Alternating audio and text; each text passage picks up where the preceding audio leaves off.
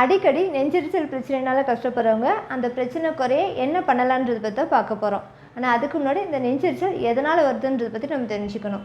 நம்ம இரைப்பையில் இருக்கக்கூடிய அமிலம் நம்ம உணவுக்குழல் வழியாக மேல் நோக்கி வரும்போது, அதாவது நம்ம இரைப்பைக்கும் உணவுக்குழலுக்கும் இடையில் இருக்க தசை சுருக்கம் தளர்வுடையதுனால அந்த இரைப்பையில் இருக்கக்கூடிய அமிலம் மேல் நோக்கி வரும்போது அதை நம்ம நெஞ்செரிச்சலாக ஃபீல் பண்ணுறோம்.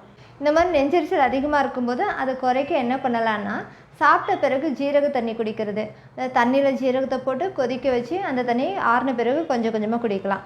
அதே மாதிரி சோம்பு எடுத்துக்கிறது. இதெல்லாம் நம்ம எடுத்துக்கும் போது இது வந்து நம்ம டைஜஷனுக்கு ஹெல்ப் பண்ணுறது மூலமாக நம்ம நெஞ்செரிச்சல் குறைக்க நமக்கு ஹெல்ப் பண்ணுது.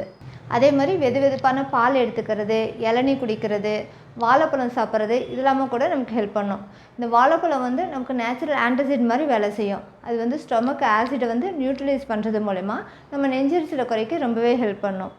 அதே மாதிரி இஞ்சி டீ குடிக்கிறது, கற்றாழை ஜூஸ் குடிக்கிறது இந்த மாதிரிலாம் எடுத்துக்கும்போது இதில் இருக்கக்கூடிய ஆன்டி இன்ஃப்ளமேட்டரி ப்ராப்பர்ட்டி நமக்கு அந்த எரிச்சலை குறைக்க ஹெல்ப் பண்ணும். அதே மாதிரி மோர் குடிக்கலாம். இதில் இருக்கக்கூடிய லாக்டிக் ஆசிட் நம்ம கட் பிஹெச்சை பேலன்ஸ் பண்ணுறது மூலமா நமக்கு அந்த நெஞ்செரிச்சலை குறைக்கும். இதோடு சேர்த்து கண்டிப்பாக நம்ம அதிக காரமான உணவுகள், ஃபேட்டி ஐட்டம்ஸு, ஃப்ரைடு ஐட்டம்ஸ் இதெல்லாம் கண்டிப்பாக நம்ம குறைச்சிக்கணும்.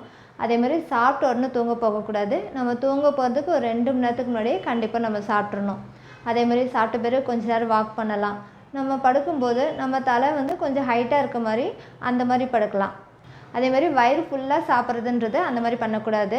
பசி எடுக்கிறப்போ நம்ம கொஞ்சம் கொஞ்சமாக அந்த மாதிரி சாப்பிட்டுக்கலாம். அதே மாதிரி அதிகமான அளவுக்கு அடிக்கடி காஃபி குடிக்கிறது, கார்பனேட்டட் ட்ரிங்க்ஸ் குடிக்கிறது, ஆல்கஹால் எடுத்துக்கிறது இதெல்லாமும் நம்ம கண்டிப்பாக குறைச்சிக்கணும்.